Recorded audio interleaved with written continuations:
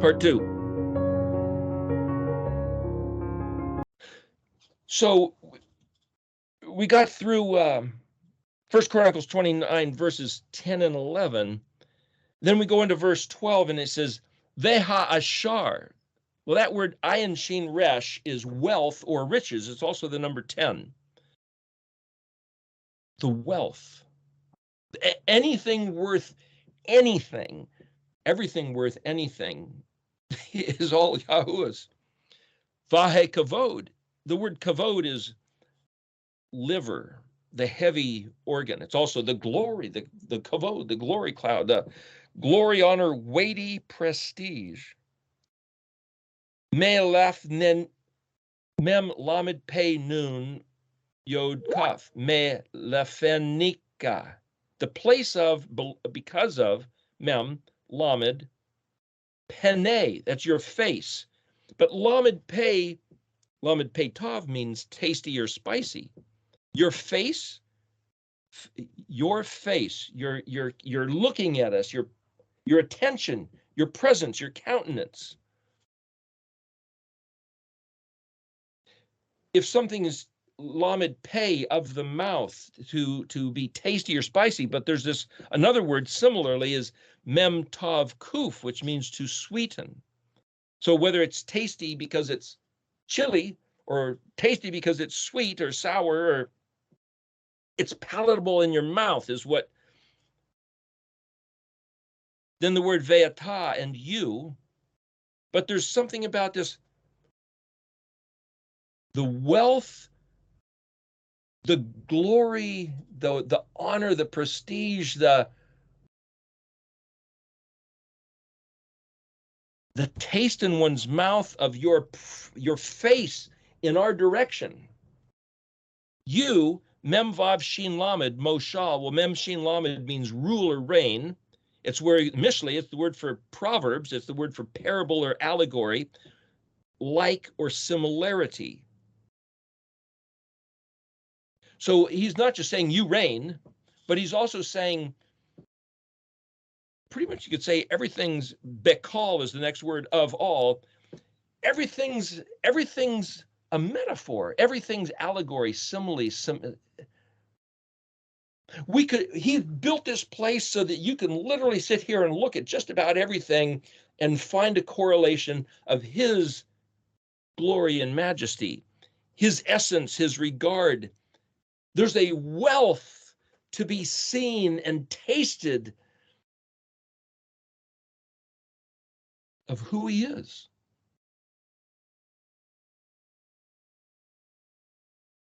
And by your hand, be yodka, kach, kaf, het, kach, cocky, lively, vigorous. Vegabora, there's that word gabor again, mighty, courageous, valiant, heroic, warrior, strength in the central character of a movie, the protagonist of a movie or a book. Be yodka. Lively, vigorous, mighty, courageous, valiant, heroic is all at your hand, by your hand. You need any of that? You need to become that? It's at his hand. Well, how do we get it? Lamed, Gimel Dalet Lamed, La Gadal, where there's that word Gadal, tassel, fringe, ribbon, growth, increase, braided, plaited, twisted, ceremonially, spectacularly large, Vela Chazak.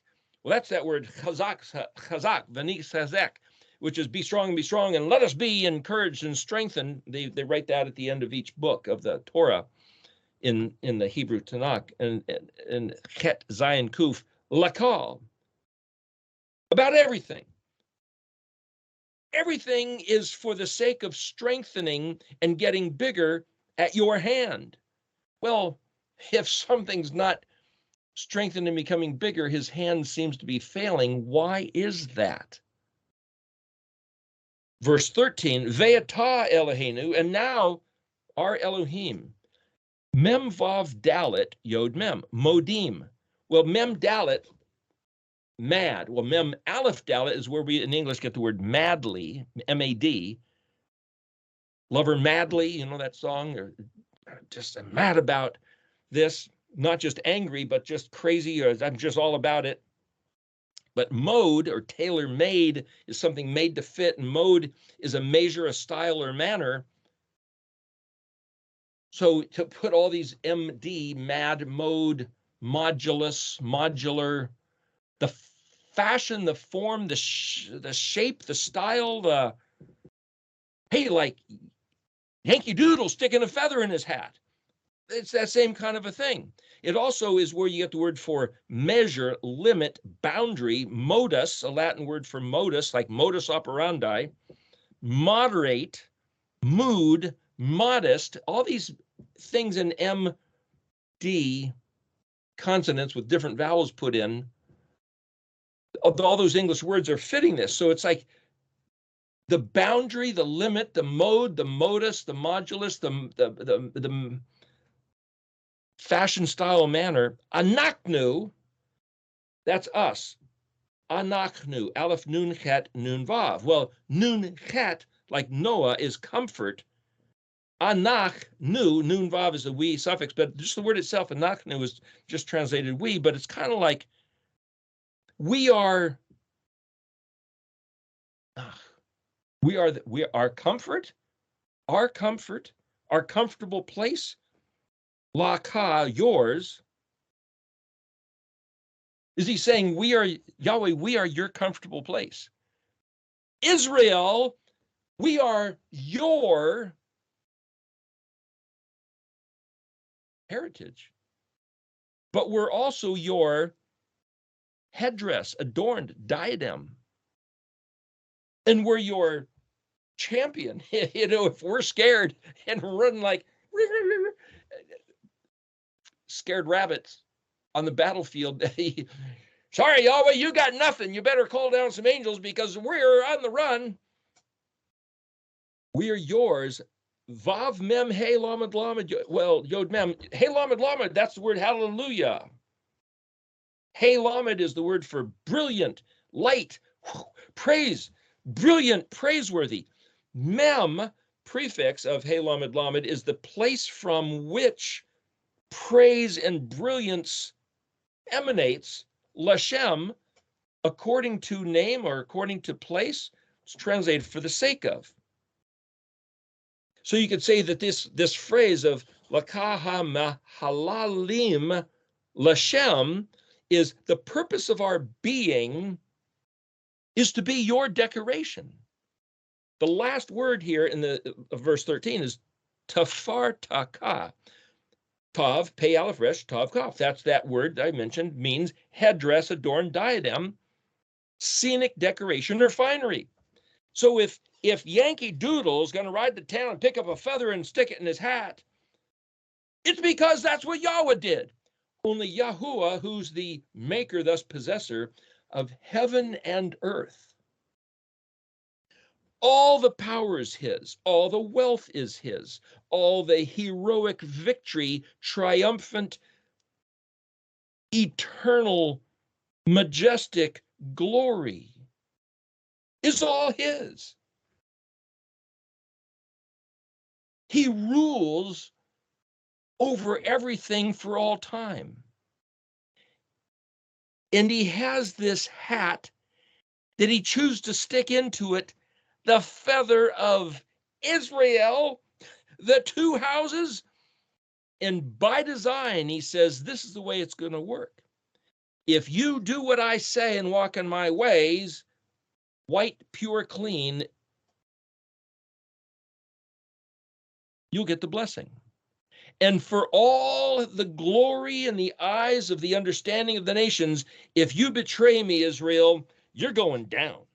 I'm going to burn you to ash, and you're going to be limp, and you're going to be nothing, and everybody's going to degrade you and mock you and scourge you, and you'll be the scoundrel of the earth. And so it is to this day. You picture an Indian war bonnet headdress and it's like, wow, all those eagle feathers and all that. Is this the kind of feathered hat Yahweh has put on? It said, according to the Aleph Tav, it's either going to be You stand up and singularly echad with me, like me, do what I said, pure and clean. The word Laban is white. The word sheesh, sheen, is white. It's also the number 6, and it's also the word for rejoice. So this has nothing to do with races, black or white. This is just this graphic rejoicing, echad with Yahweh, be like him and do what he says. Clean and pure, Baruch, you be clean and pure, select, set apart as he has chosen us to be, or his grandeur will be with the vicious disregard that he tears us apart, and that testimony will be to his grandeur. And I know some people really hate that symbology. To some people, and it's offense to think that a God would kill, maim, rape, pillage, have his people torn apart by their enemies, and him just turn his eyes and not listen to their prayers and not listen to their cries. But that's exactly what Yahweh said he was going to do, unless we listen to his voice. Well, these are the words that I make you on that shield. 1 Chronicles 29, 10 to 13. So I was talking to somebody, they said, they were describing a person, a few different people, and said, gosh, this person's beautiful, and this woman is talking about somebody else that they know in their congregation. They're beautiful, they're smart, they believe in the resurrection, they got talent. It's like, what else is there? That's life. What else is there? You believe in the resurrection, Jesus Christ is your Lord and Savior.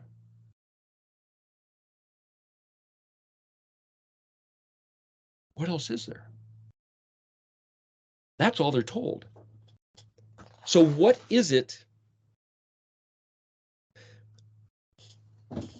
What did Yahweh build?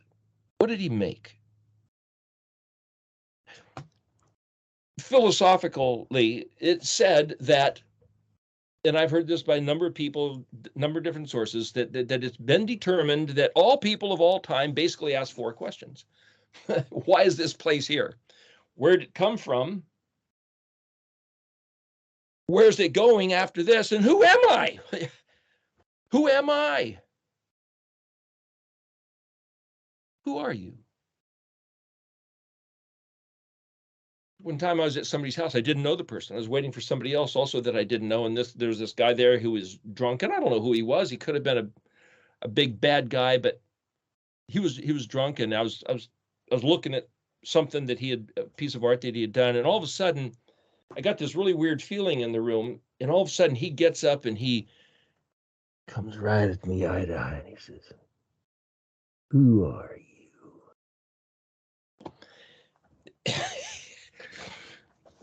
It was quite a few years ago. I said something like, I'm still trying to figure that out. I don't really know. I'm doing the best I can, but I'm with what I can do or do know. And anyway, whatever I said, something along those lines, he then said, "Oh, good answer," and went back to what he was doing. And it's like, wow, what was that? Who are you? Some people I've talked to, which we've talked about this before, Jim Holt wrote that book, Why Does the Universe Exist? Physics and philosophy, not religion, but just thinking. It's like, hey, why is this place here? Yeah, there's stars in the sky and clouds, and whether it's a globe or whether it's flat, and who knows, but whether the universe is huge or it's like a Mobius strip and it's just a small thing that goes around. Science is just looking at what is, but trying to figure out, well, okay, what is it? But why is it? Why is this place even here? Nobody really knows. I mean, we believe different stories. And so there's different religions that people tell us. And whether you're a Hindu or a Buddhist or Islamic or Jewish or Christian, some primary religions of the world, but even if there are 1,000 secondary, lesser number of people have those religions, but nobody really knows. We believe. Oh, I know. No, you believe based on experience or based on teachings. And you might have gone to heaven many times, flying up into heaven, and other people think that's not possible. So is it or not? I don't know. But the point is, we believe. But what do we know? Well, a lot of people don't even consider. Everybody of all time says, why is this place here? And who am I? And where'd it come from? I've talked to some people who've never asked that question, never pondered the universe and existence. And of those that do ponder, some of them say, well, the universe is God. The universe makes itself exist somehow. Really?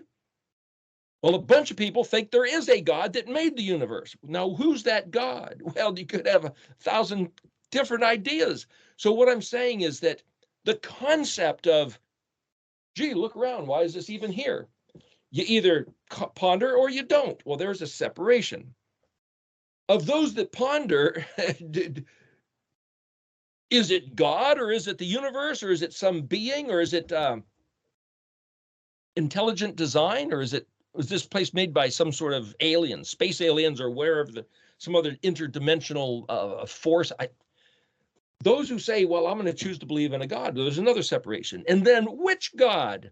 Well, there could be any number, but those who say, I'm going to believe that Yahuwah Zavot, the Elohim of Israel, that Elohim built this place, Kana Shamayim Ve'eretz, maker thus possessor of heaven and the earth. And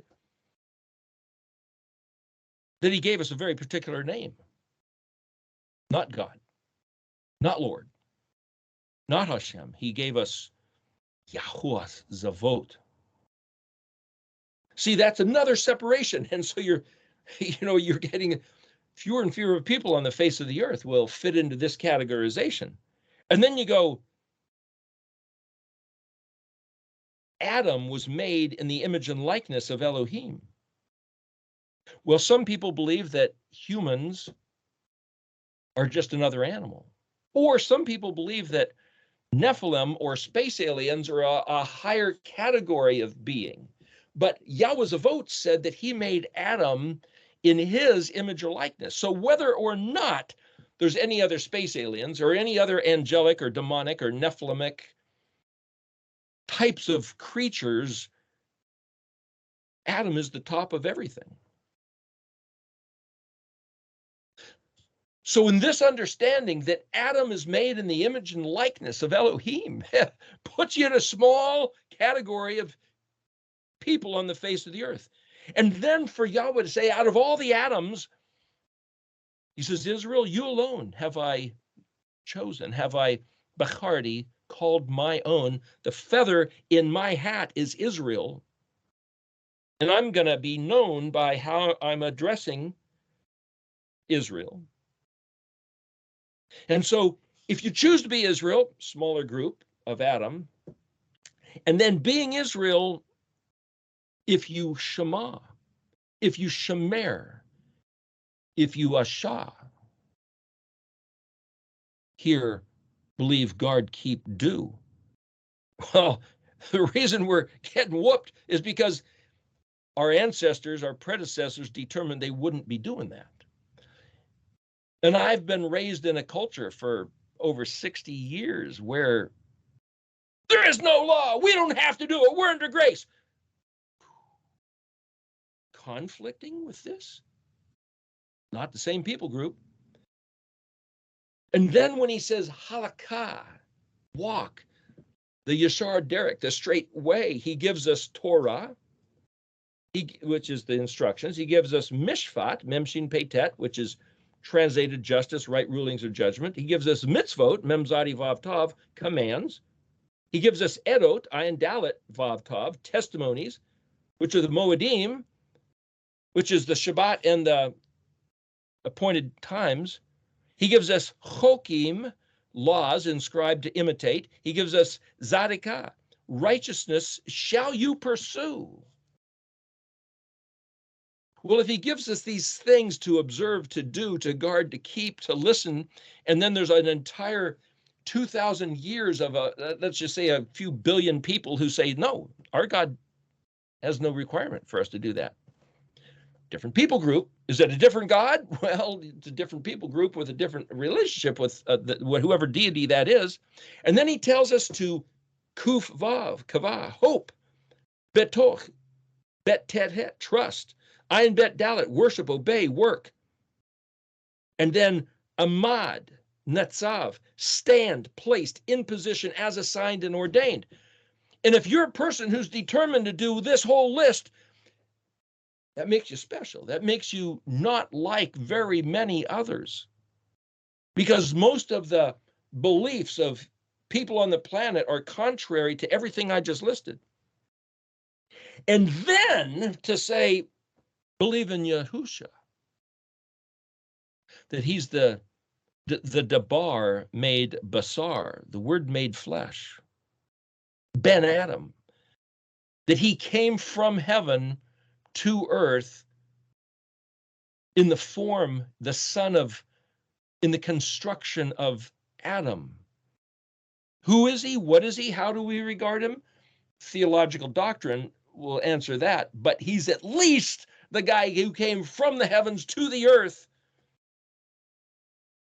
The Aleph Bet incarnate, the Aleph Tav incarnate, John 1:1. I just lost all the Jews. But when I was talking about the Torah, whoop, lost all the Christians. Again, a very, very select group. Yahusha is the Aleph being Taved as a revelation, as eschatology, as the treasure map. Without him as the key to the code, you won't see what the letters really mean. Yeah, the letters are symbols, are words, but they're correlated to Yahusha's gospel narrative story. That's what locks it in, every letter, every phase. Without him, the letters could mean any number of things. He's the key to the code. And we have this. When he said, follow me, behavior-wise, fear, reverence, Yod Resh Aleph, Yirah Elohim. Resh Aleph Hey means on exhibition. Yod Resh Aleph, fear and reverence. Resh Aleph Yod was the mirror. Somehow we need to be able to have a regard. We need to see, we need to behold some exhibition of him to copy, to imitate. So the benefit of seeing in these letters his word, his character, his nature is not that we think we're better than anybody else. We're just trying to do what he said. Al Tira, no fear. Ahava, Roeka, Resh Ayin Kaf, love your neighbor. And then to be chesed, tender loving kindness, rachem, warm, compassionate care, emet, truth. All that is koshet, kuf shin tet, truth, decoration, the fletching on the arrow which causes it to fly straight. Have you determined to be this person? You can determine every one of these things as an act of your volitional will as Nadab, this free will offering to him. Every one of these things. And then he says, Bakash, Bet Kuf Shin, Bakar, Bet Kuf Resh, Tav Resh, Bet Ayin, Dalet Resh Shin, Sinai, Samik, Yod, Nun, Yod. Search and study. Bakar Chai, choose life. How many people have done this? Who is the select group to do each one of these things? Who are you? Are you the person who is selected to do these things?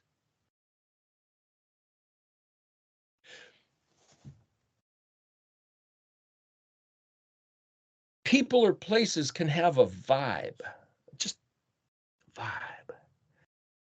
So I looked up, what's the word vibe in Hebrew on the internet? It's spelled Aleph Vav Vav Yod Resh Hey. And it says it's the mood of a place. Mood, hey, that's like Mem Dalet. Mode, method, like Yahweh's hat. It's the way he dresses up and thinks it looks pretty cool. So the mood of a place, a situation, or a person. It says it's also atmosphere, aura, or energy. Aleph, Vav, Vav, Yod, Resh, Hey. Well, Aleph, Vav, Resh is the word light. The first thing that he ever said was Yehi or, let there be light, or light exist. But if aleph, if the derivative of light, aleph, vav, vav, yod, resh, hey, is vibe, then what he was saying is kind of like vibe exist. Is that like frequency? But if aleph is this first person projection, vav is connected with resh is this exalted man, then it's almost like in yod hey vav hey, or yod hey yod, is this verb of existing or causing or allowing to exist. It's almost like when he said yehi or, it's not just light exist. He's saying there's a determination to exist by vaving, collecting, and trading.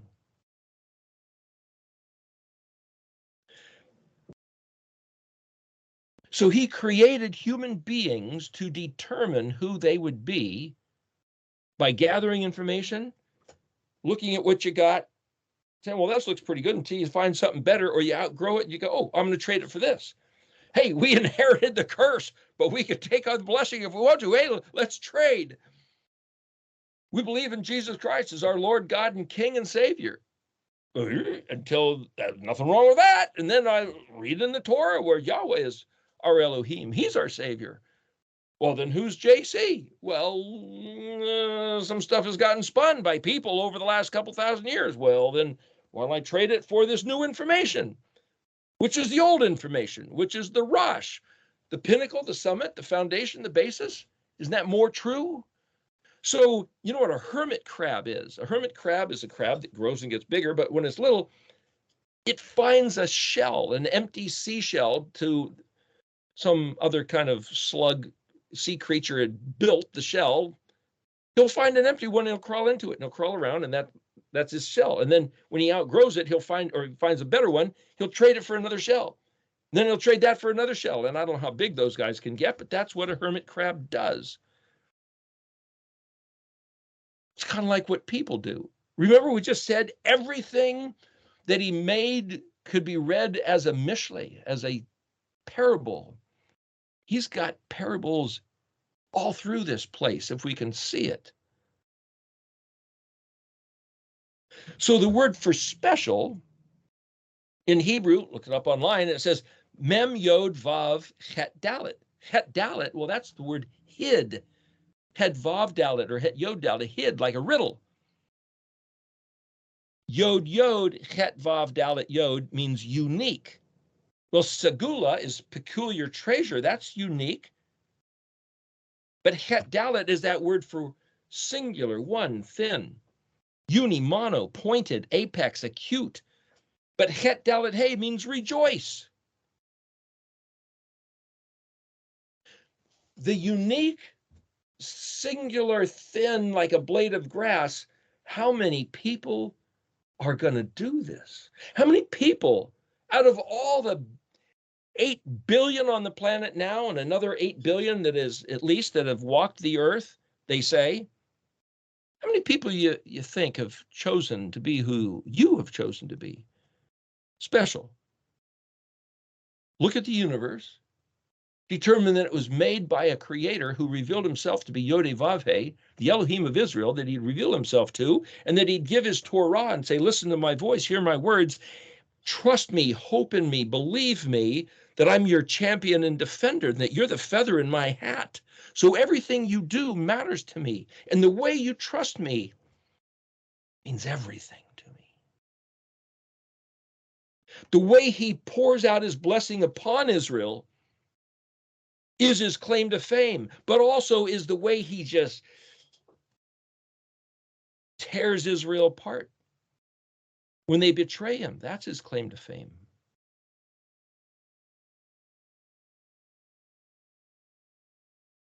The word ruach, attitude, character, disposition. You can choose to hold on to an attitude, a character, a disposition. Nephesh, personal animation, soul, vitality, enlivenment. So part of who are you is to discover, hey, I seem to have a talent. I can play this music. I can do this sport or this gymnastic, or hey, I'm I'm pretty good at numbers, or I'm pretty good at telling stories, or I'm pretty good at building things, or planting a garden, the green thumb concept. So part of who are you is discovering maybe genetic limitations, or maybe cultural, or maybe circumstances of situations of inhibited people that have been born with what we would call impairments. Although some people that have those impairments are brilliantly spectacular, like the movie Rain Man with Dustin Hoffman was about that. I think Tom Cruise was in that too. Anyway, the point is, certain things we discover who we are, but certain things we determine. And what we can determine as of our nephesh, preference of interests, discovery of skills. We can choose our taste, we can choose our enjoyments, we can choose our individuality, sense of humor, style of music, expression, the development of skills. Spectral idiosyncrasy. Spectral. Is that like a spectrum? What's a spectrum? White light is the whole spectrum all at once. Every piece together of color is actually looks like white light, but then you can break it down and you see the rainbow. But spectral as a word literally means ghost. Spectral idiosyncrasy. Idiosyncrasy is the particular details. So humans were made to be, as it were, spirits or ghosts that can absorb or emit scattering of electromagnetic radiation by atoms. Characteristic wavelengths emitted or absorbed is a spectrum. So whatever the ghost of Adam Clay chooses to wear for itself is basically the word light, Aleph Vav Resh. You can be whoever you want to be. And if you choose these things according to the Torah and be that person, you're Yahuwah's spectacular Pei Aleph Resh.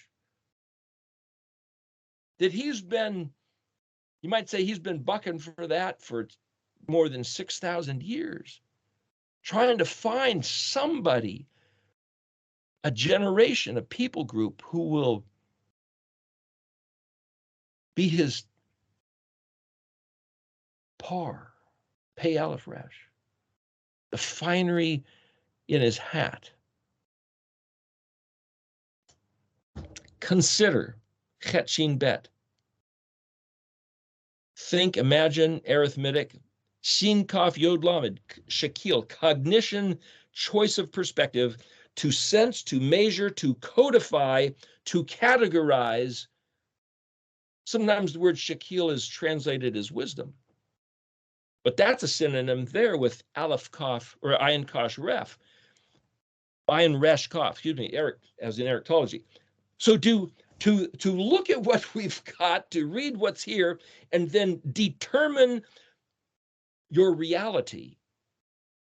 I'm going to choose to believe in Yahweh Zavot, the Elohim of Israel. That's my Elohim. Like David said, Elohi, mine, my own personal one. And I'm going to believe that what he said is true. I'm going to believe that there's the blessing or the curse. I'm going to believe that through the measure of time, he imposed the curse and we're now on the outside of that. So we have a wide open playing field to be his people with spectacular pouring out of blessing as it was the resurrection.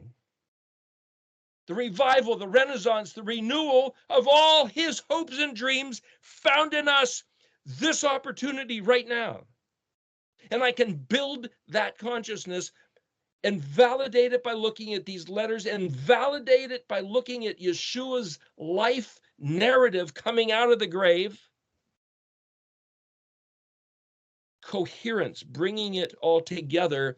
I can design myself to be that person.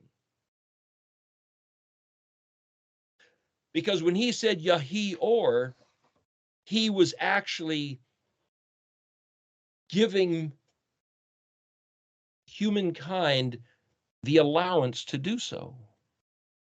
He wasn't just saying light exists.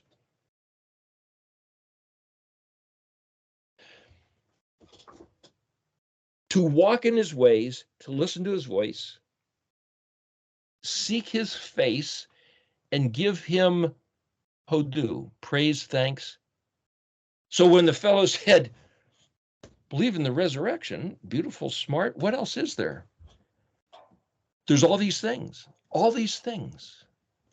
Walk in his ways, listen to his voice, seek his face, give him thanks. And every one of these things I can choose to believe, choose to do, choose to be.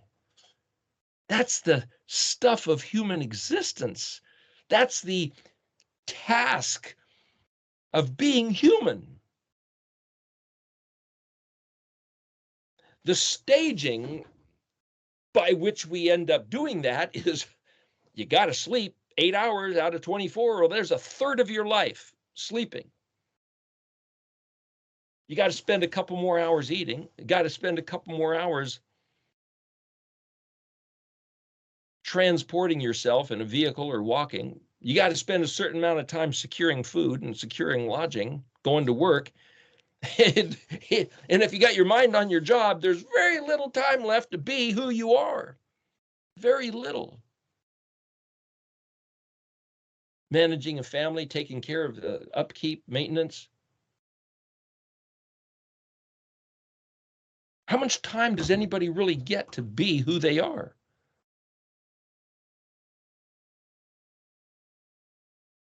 Very little occasion for expressing unless it's your countenance, just your being.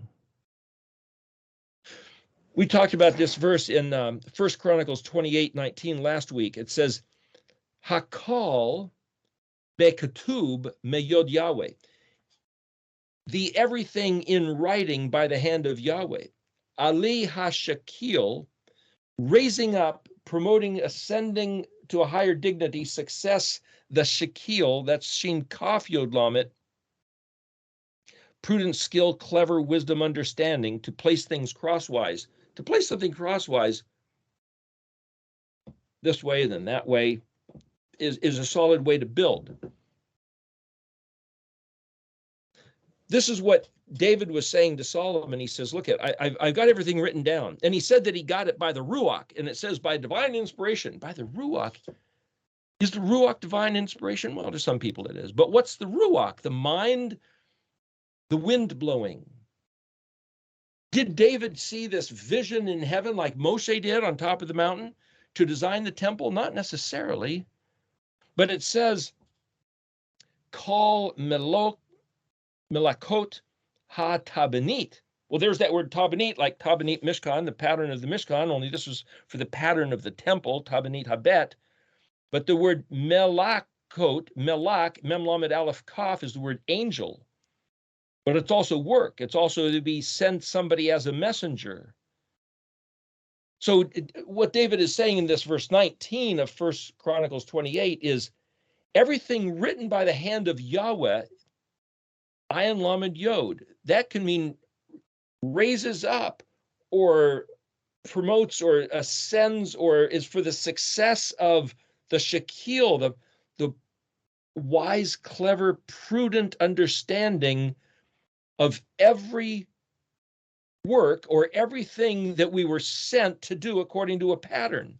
Everything written by the hand of Yahweh. Well, that might mean David got a divine inspiration and wrote it down, but this could be David saying everything Yahweh wrote or everything Yahweh gave Israel to write, which is the study of the language, was for the sake of the promotion of clever wisdom in every endeavor, fit to the pattern. And the pattern, Tav, Bet Nun Yod, Tav. Well, Beni, Bet Nun Yod, is my son. Tav is a sign of the covenant. Tav is a symbol, like a letter, an oat, odiot. The letters, the symbols, if you agree to a covenant, you sign X, there's your name. So there's two X's, there's two Tavs. And the word Beni, my son, is right in the middle. So I can say, my son is mediating the signatories of the covenant. Well, that's Yahusha. He came to mediate the disparities between Adam and Elohim, the problems in our stiff-necked, hard-headed obstinacy, not wanting to do what he said to do, what he said, just imitate and reflect him. Yeshua came down to say, people get in the way, so let me walk it out for you and show you what it is to make it easier for you to do it and get it. So he walked it out. So he's mediating the covenant between the two parties. I can read that in the word tabanit. The next verse, 20.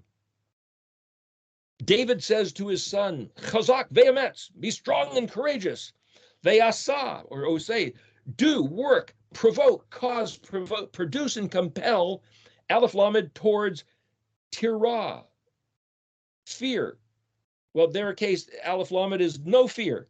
He says, listen, Solomon, you got to just focus your attention, be strong and courageous and no fear. Take that on as your being, your countenance, your essence, determined to be that person. Ve'al tachat tav het tav, which means shattered, broken, or decomposed. Because, kaf yod, ki Yahweh Elohim, Elhi, David speaking to Solomon, my Elohim, Yahweh Zavot, Yahweh Elohim, Amka, with you, Lo Yerafka. Well, Raf, that's heel. But see, as we said before, the word for one thing is also its opposite. So the word reshpe, which is heel, is also to break or to let loose. So you have a broken shelf that's fallen off the wall, or to fix the shelf and put it back on the wall. It's both the same reshpe, rough. And then the word velo ye azevka, he will not forsake or abandon you until everything of all the works is done for the house of Yahweh. Well, that's like we talked about last week. It's like, well, he's not going to say, Solomon, you're ticking me off. You, Solomon, as soon as you finish this, bam, to the moon, Solomon. Well, Jackie Gleason, to the moon, Alice, yeah. He's going to say, listen, Solomon, I've got a job for you to do. I'm not going to let you go until you accomplish it. And again, the word Shlama, Solomon, Shlomo, means why, or why is this happening? Why does the world look the way that it looks? Because of these two feathers in Yahuwah's hat. Because Israel's either listening or not. Israel's either walking in his ways or not. Israel's either getting the blessing or the curse. That's why, Shlema. And if Yahuwah has right now, in these days, restoring his voice to the ears of his people, Israel, to Shema, and then Shomer and Osei, and do what he said. If that's what's on the table right now, he is not going to let our enemies squish us like bugs and ruin everything, because he is building his house of prestige, of regard, of fame, and he must do it through those of us who have determined to be his people, walking in his ways, which was that whole list of things that we just went through.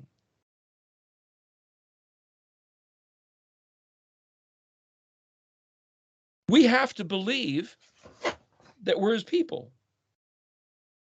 So the point of all this is to say, what was the essence of Solomon's wisdom?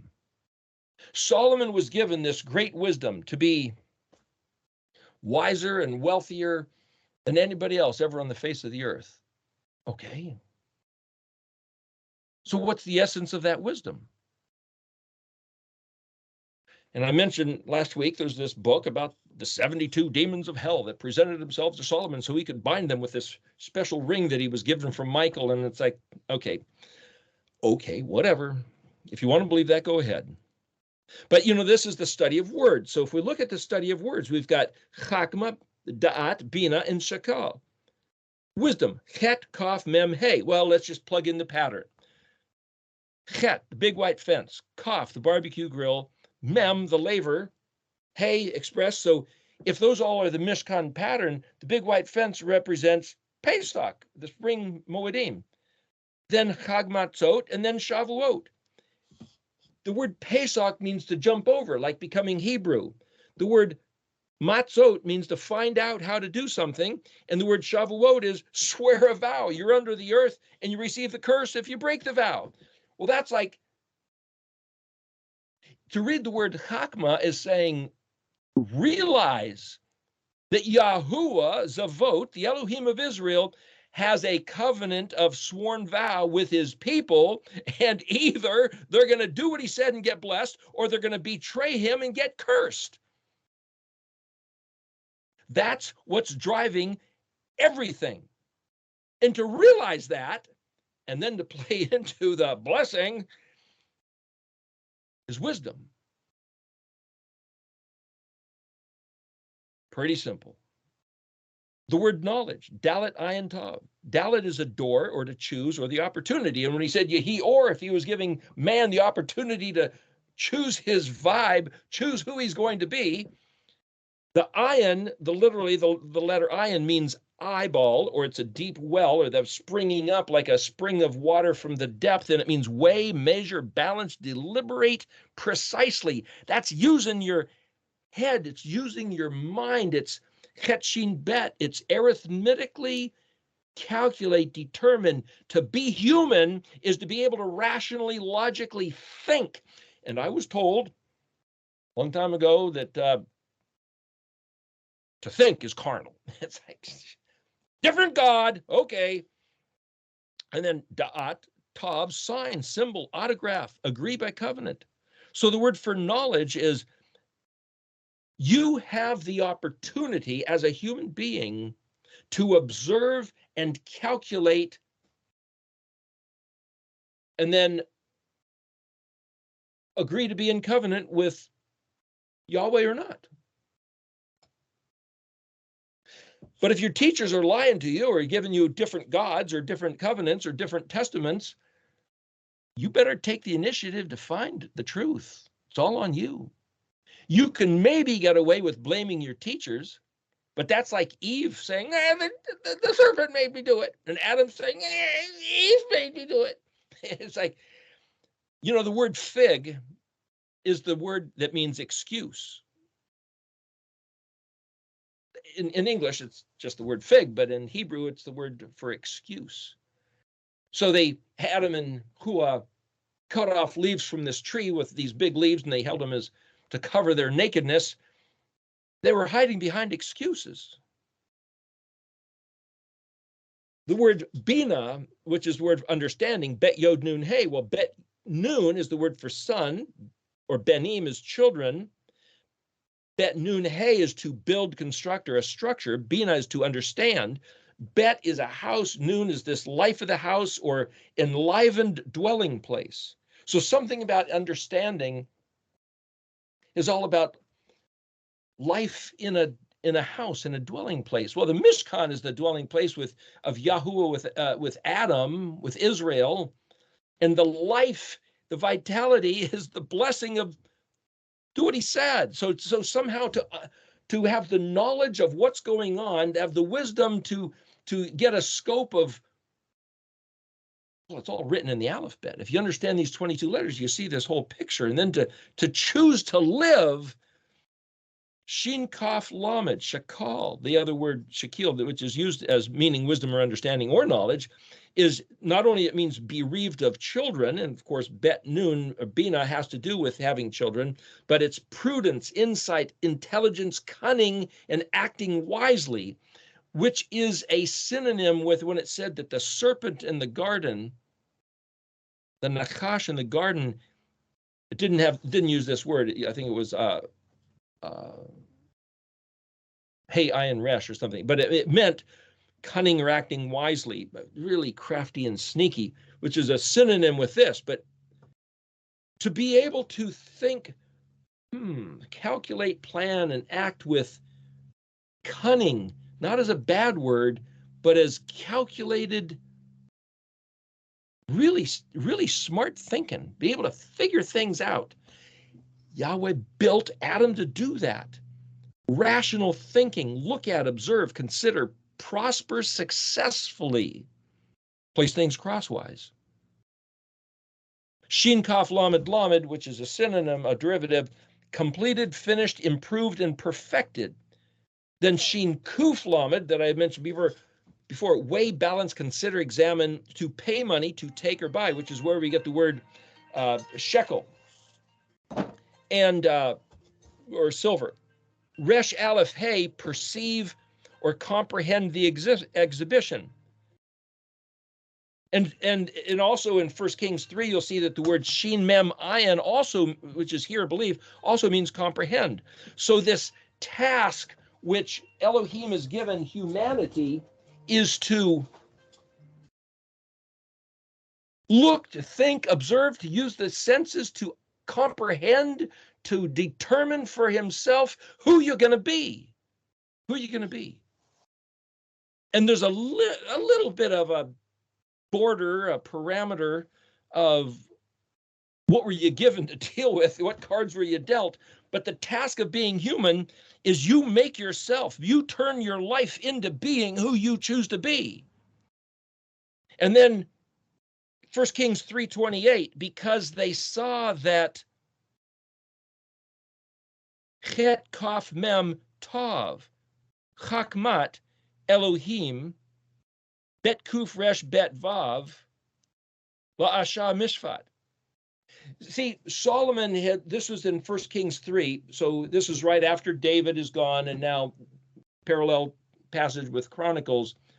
Solomon, these two women were squabbling about who was the real mother of this baby, and he said, well, cut it in half, and one said, no, don't do that, let her have it. That must be the real mother. And people said, oh, this is the phrase, they beheld on this exhibition, they perceived that Solomon was wise. He had the wisdom of Elohim to do justice. So the wisdom of Elohim given to Solomon was not, according to this way I see it, was not to be some really smart guy or real clever or tell jokes, or maybe he did all that. It wasn't just to command the demons to come forth and tell me who you are and what you're all about so I can bind you and make you build the temple, which I believe that's a bogus story, but it was Chet Kaf Mem. Well, that's the word Chachma, wisdom, but Kaf Mem Tav means to quantify how much or how long. Kaf Mem Hey means longing, yearning, or eager, and the Tav being the suffix. Chet Kaf means to wait or expect or fish with a hook. So this word wisdom basically is composed of Chet Kaf and Kaf Mem, and it means how long do we have to sit and wait? For what? For what you're fishing for. What are we fishing for? What did the disciples say as soon as Yeshua resurrected from the dead? Is it now you're going to restore the kingdom to Israel? What is the great hope, the great expectation? Is it now you're going to restore the kingdom to Israel? And when they saw that Solomon had wisdom within him, the word is bet kuf resh bet vav. That means within him, his inner part. But it also bet kuf resh bet kuf resh boker means to split things apart. Kuf resh bet means inner, familiar, but it also means a battle, a war, a game, or a match. So somehow there's this conflict of things. Solomon knew how to pull things apart and put them together. Well, that's like the letters of spelling words together and separating them and seeing what's between them. What I see is that by studying this language is where there's wisdom, knowledge, and understanding, and shakil of who is Yahweh's avot, what is Israel, the atom of his Bachardi, his Hefatzi, his pleasure, we're the feather in his hat.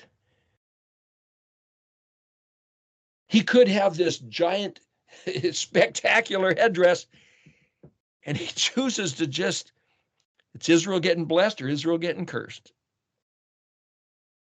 Wow. We can choose that. One more matter, and then we're done here. Verse 19. Verse 18 of this is of 1 Chronicles 6, actually. Behold, heaven, Shemi, heaven is the place, and Shemi Hashemayim is, and the highest heavens is the way it translated, can't possibly contain Aleph Pei. The word translated, we said last week, knows, or character. It's also translated surely. Solomon's saying, listen, I know darn well that the entirety of the heavens, or the place that contains the heavens, the theater that holds the theater of the universe, can't even contain your nose, can't even begin to characterize you, much less this box, this temple that I've built. That's what he says in verse 18. Verse 19, ve peneta. There the letter vav as a prefix means but rather. Al tafilat. Well, the word tav pe lamed is prayer. Aleph lamed, prayer. Don't pray, because aleph lamed could mean motion toward, it can mean prayer. So here, if we look at the words of pe lamed for prayer, tav pe lamed, like the word here, means tasteless, unseasoned. Something needs salt, but it also means unseemly, foolish, vanity. To twist or twine or be subtle, like the nachas, the snake. 5 minutes. To whitewash or plaster over, but it also means prayer. Nafal, nun pe lamed, the suffix tav or nun, fail, overthrow, that's where you get the word Nephilim, defeated, abortion, discriminated against as different. Well, see, if you're different, you're special, you're not like anybody else, you're like the tip, the het dalet, the point, the apex of the, right there at the top, the unique, the not like anybody else. Pelamed is where we get the word pepper, falafel, spicy, to discuss, argue, debate. Pelamed aleph, extraordinary, special, difficult, amazing, distinguished, miraculous, set apart, to be cleaved, which is boker, separated from the rest. So see, separated, not like anybody else. Adam, it wasn't good, it wasn't tov, that Adam was bad. Bet dalet means separated, not like anybody else. So this idea of separated, who are you going to be? Not like anybody else. I want to be special, just like you. Unique, not like anybody else, just like you. Kind of a joke. This word for prayer is also this controversial separation. So when Solomon says, turn, Peinun Yod, turn towards the prayer of your servant, toward Tav, Het Nun Tav. Well, Het Nun is the word for Chen, which is grace, gracious, charming, or encampment. Yahweh El-Hi, La Shema, to hear, Ha, the Resh Nun Hey, Ranah. Ronan, Resh Nun Nun is ringing cry, shout of joy, babbling brook, towards the Tav Pe Lamed Hey, the Pele, the Paleo, the hidden, the prayer that your servant Mem Tav Pe Lamed Lamed prays. Lamed Paneka, La Paneka, praise towards you. So here was the wisdom of Solomon. You gave me all this money. David had stored up all this stuff. It's just a box. The temple's not that big a deal. But to figure out how to get you, Yahweh El-Hi, to listen to my voice, that's wisdom. Walk in his ways. Listen to his voice. Mirror back to him Aleph Tav, his self. Aleph Tav Hey, you. Aleph Tav Hey, express Aleph Tav. That's the wisdom of Solomon. That's the wisdom of David. That's our wisdom. And they didn't even have knowledge of, or could barely, if they had a hint of who Yahusha was, was going to be and what he was going to do, and have the Ruach HaKodesh poured into us to cause us and compel us, to impel us to walk in his ways, we are in such a better position, you might say, to outshine the wisdom of Solomon if we would just capitalize on that basic factor right there. Time to take a break. We're out of time.